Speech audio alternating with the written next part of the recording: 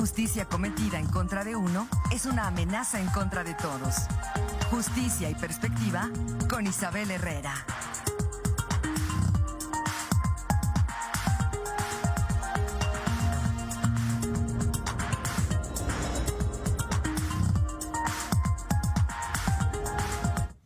Es jueves y es momento hoy de escuchar la participación de la licenciada Isabel Herrera. Isabel, ¿cómo te encuentras? Buenos días, es un gusto saludarte en esta mañana de jueves. Buenos días, Marco, Alfredo. Muy contenta de estar otro jueves desde acá, desde mi alma mater. Un saludo a todas las personas que nos están mirando y escuchando y a todas aquellas personas que hacen posible que nuestra imagen y nuestra voz lleguen a todos los hogares queretanos. Y es que desde que comenzó diciembre, pues se supone que tendremos que desarrollar 16 días de activismo en contra de la violencia que viven mujeres y niñas. La semana pasada recién abordé el lamentado e infortunado ASI, abuso sexual infantil, y hoy quisiera abordar el grooming, que justamente, ¿qué pasa? Ya hablamos de cómo el círculo cercano muchas veces permite, tolera, es cómplice del abuso sexual infantil de una niña, de un niño y adolescente. Pero ¿qué pasa cuando el depredador sexual justamente no está en el círculo interno, sino que es un desconocido, que tiene acceso a estas infancias, a estos adolescentes a través de redes sociales?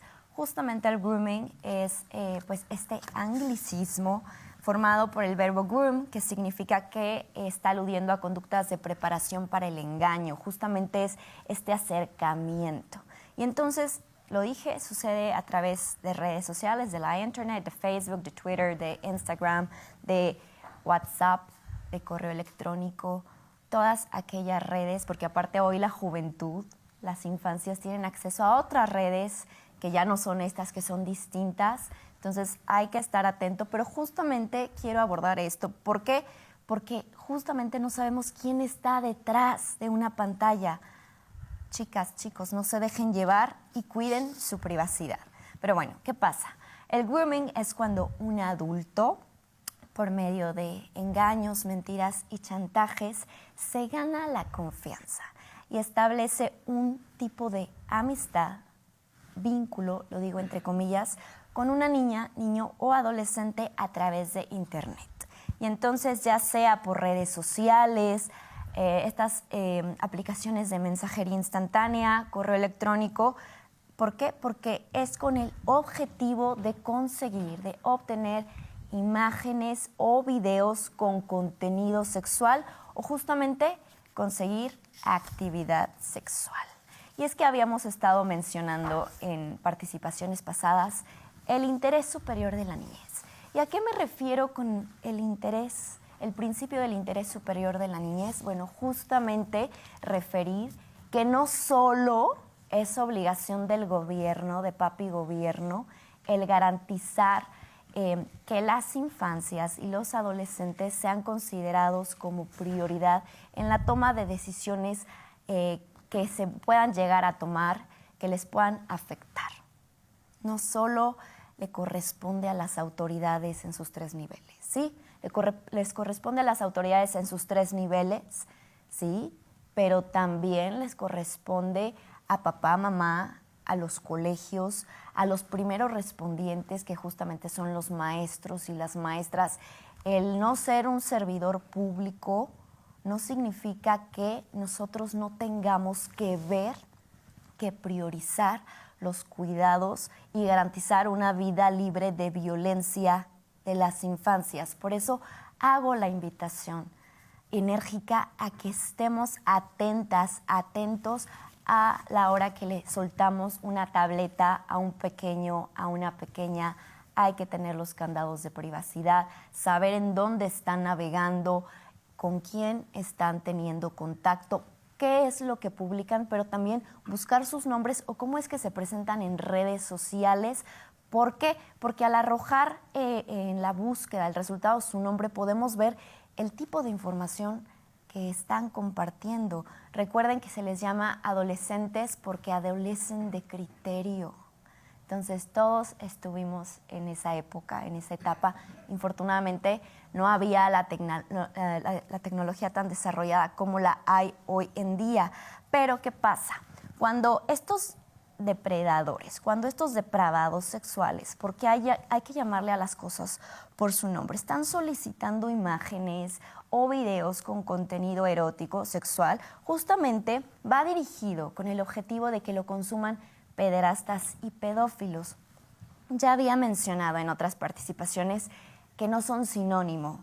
El pedófilo es aquella persona que se ve atraída por menores de edad, por personas mucho más jóvenes, pero puede no buscar el acercamiento. Simplemente se puede sentir atraído o atraída hacia niñas, hacia niños, hacia adolescentes, pero no busca el contacto. El pederasta se siente atraído por menores de edad, por niñas, por niños, estos desórdenes sexuales, obviamente psicoconductuales, pero él sí busca el contacto. Y entonces hay que hablar justamente de estas conductas de los depredadores sexuales que son depravadas, son sádicos, y hay que decir las cosas por su nombre. No son enfermos mentales, porque al referirnos a ellos como enfermos mentales, les estamos restando responsabilidad. Y entonces, cuando contactan a las menores, a los menores, con este objetivo de difusión de imágenes, de video, pues no solo es para alimentar a pederastas o a pedófilos, también puede ir dirigido para generar pornografía infantil o para, pues infortunadamente, conseguir el abuso sexual infantil. Y entonces, ¿cómo pasa? ¿Qué pasa en la mente de estos depravados sexuales? Bueno, ellos empiezan con su búsqueda, empiezan a dirigir su búsqueda y el contacto con la o con el menor. ¿Y qué pasa? Buscan tener algún punto en común, algún interés en común donde puedan establecer un vínculo, donde puedan generar esta confianza, donde parezca que hay una amistad, que comparten intereses y que tienen muchas cosas en común para así desarrollar esta relación basada en la confianza. Y después, ¿qué sigue? Pues siguen estas técnicas de persuasión, de engaño, donde infortunadamente no siempre refieren datos reales sobre ellos. Muchas veces las niñas van a pensar que están teniendo una amiguita en otra parte del mundo, en otro estado, pero en realidad no es una niña. Es un señor de 50 años que está atrás de una pantalla, en la comodidad de su monitor, manipulándose mientras está sosteniendo pues una conversación con una niña, ¿no? Y entonces, a través de estas técnicas de engaño, de persuasión, es que consigue que la o el menor le envíe mensajes con contenido sexual, erótico. Pero ¿qué pasa? Ya que lo hizo la o el menor a través de pues esta falsa relación de confianza, de esta persuasión, pues obviamente llega el chantaje, llegan las amenazas, llega el le voy a enseñar a tu mamá las fotos que me mandaste.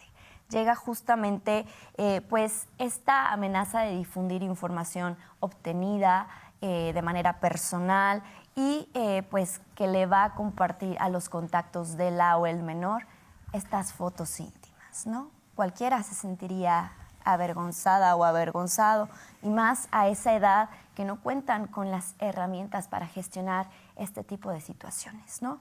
Y entonces incluso puede llegar el chantaje a decir, bueno, no filtro estas imágenes, estos videos, si nos conocemos en la vida real. Si llega a haber un contacto, un encuentro físico donde pues justamente su objetivo es abusar sexualmente de la víctima. ¿Por qué?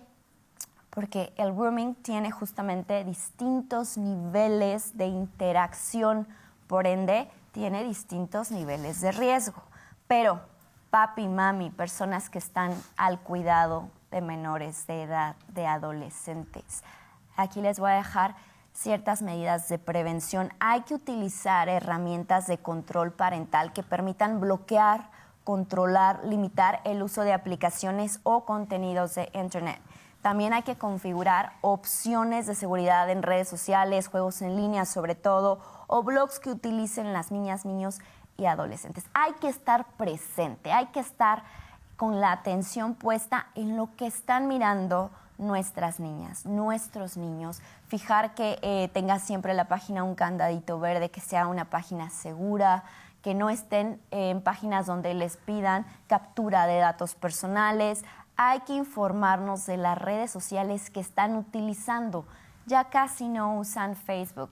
Estas nuevas generaciones ya usan Twitch, ya usan TikTok, ya usan BeReal. O sea, ya hay otras que ya nos superaron a nosotros, que estamos un poquito más del otro lado, más arriba de los 30, ¿no? Y entonces hay que realizar continuamente un seguimiento de cuáles son sus hábitos en Internet, qué están buscando, con quién están comunicándose. No es que sean metiches, no es que invadan su privacidad, simplemente es saber quién le da like a sus fotos, quién mira sus contenidos, quién los comparte, quién los comenta. Y entonces también pues referir que hay un marco jurídico nacional como todo, ¿no? Y entonces en nuestro Código Penal Federal, justamente en su capítulo 2, ahí refiere más o menos pornografía de personas menores de 18 años de edad o de personas que no tienen la capacidad para comprender el significado del hecho o de personas que no tienen la capacidad para resistirlo, en su artículo 202, que justamente comete el delito quien procure, obligue, facilite o induzca por cualquier medio a una o varias personas a realizar actos sexuales de exhibicionismo con fines lascivos, reales o simulados, con el objetivo de grabarles, fotografiarles, filmarles, exhibirles o describirles por medio de anuncios impresos, transmisión de archivos, de datos en redes públicas o privadas, de telecomunicaciones o sistemas de cómputo. Y al autor de ese contenido, de ese material, se le pueden dar de 7 a 12 años de prisión y 800 días de multa. Pero también justamente el artículo 202 bis refiere a quien almacene, porque también hay depravados sexuales que son pasivos.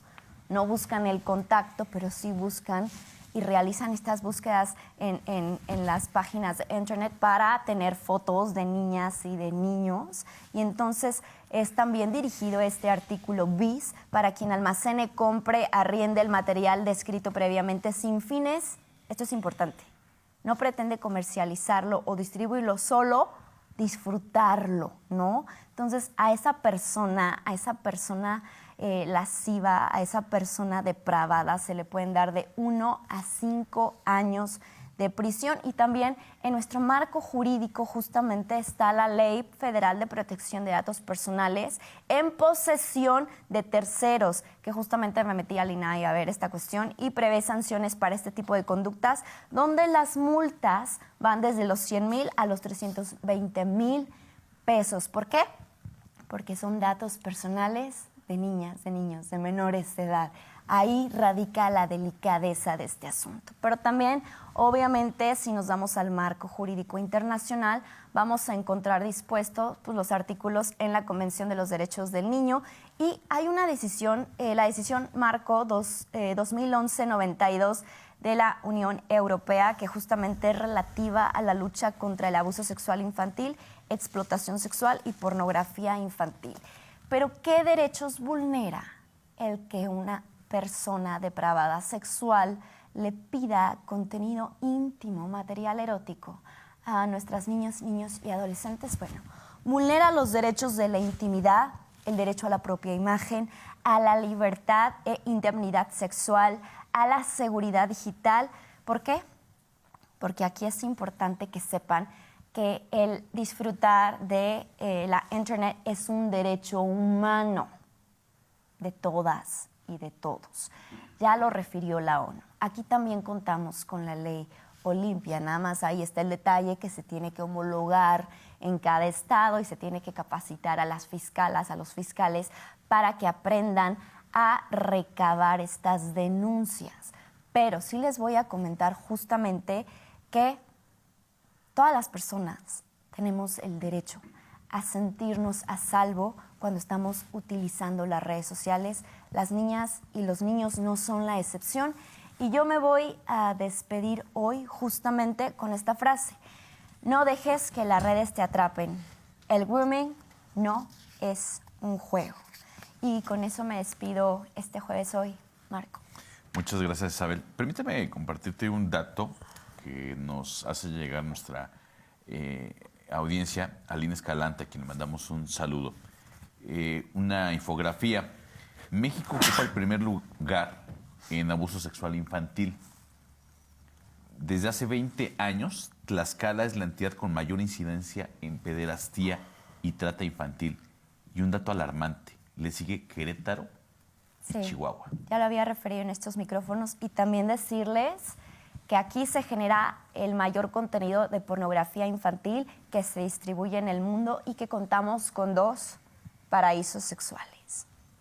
Lamentable. Lamentablemente. Entonces, referirles justamente a la importancia del interés superior de la niñez. No todo lo tiene que solucionar papá gobierno. En las escuelas también se tienen que poner las pilas. Papá y mamá, cuando les suelten tabletas, computadoras, celulares a las crías, hay que estar atentos a qué están mirando, con quiénes están compartiendo sus datos, con quién conviven.